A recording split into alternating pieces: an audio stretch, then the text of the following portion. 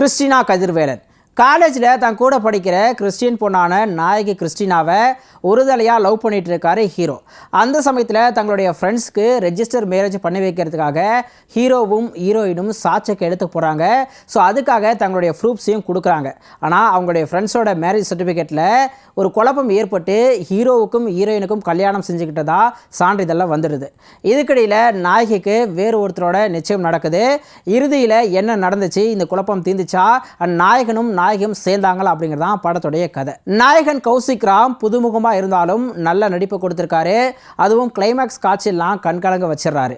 நல்ல படங்களை தேர்வு செஞ்சு நடித்தாருன்னா சூப்பரான எதிர்காலம் காத்திருக்கு. அதே மாதிரி நாயகி பிரதீபா கண்களாலேயே பேசுகிறாங்க. தன்னோட கேரக்டருக்கு ஏற்ற மாதிரி சூப்பரான நடிப்பையும் கொடுத்துருக்காங்க. அழகாகவும் இருக்காங்க. ஒரு சின்ன அஜாக்கிரதை எப்படிப்பட்ட பாதிப்பை ஏற்படுத்தும், அதனால எவ்வளோ பிரச்சனைகள் உண்டாகும் அப்படிங்கிறத காதல் கலந்து சொல்லியிருக்காரு புதுமுக இயக்குனர் அலெக்ஸ் பாண்டியன். படத்தில் நிறைய புதுமுகங்கள் நடிச்சிருக்காங்க. பட் எல்லாருமே அற்புதமான நடிப்பை கொடுத்து படத்துக்கு உறுதுணையாக இருந்திருக்காங்க. கஞ்சா கருப்பு சம்பந்தமான காட்சிகள் படத்துக்கு மிகப்பெரிய பலமாக அமைஞ்சிருக்கு. அவரும் தன்னுடைய அனுபவ நடிப்பை கொடுத்திருக்காரு.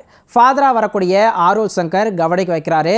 கும்பகோணம் சுற்றுவட்டார பகுதிகளையும் ராமேஸ்வரத்தையும் அழகாக காட்சிப்படுத்தியிருக்காரு ஒளிப்பதிவாளர் பிரகத் முனியசாமி. என்ஆர் ரகுநந்தனுடைய இசை படத்துக்கு மேலும் பலம் சேர்த்திருக்கு. பட்ஜெட் படங்களுக்கு இருக்கிற ஒரு சில குறைகள் இந்த படத்திலையும் இருந்தாலும் அழகான காதல் கதையை சொல்ல முயற்சி செஞ்சிருக்கிற இயக்குனருக்கு பாராட்டுக்கள். திரைக்கதையில் இன்னும் கொஞ்சம் ஆழத்தையும் சுவாரஸ்யத்தையும் சேர்த்திருந்தா இன்னமும் பெட்டரான ஒரு படமாக வந்திருக்கும். மொத்தத்தில் கிறிஸ்டினா கதிர்வேலன் காதலர்களுக்காக.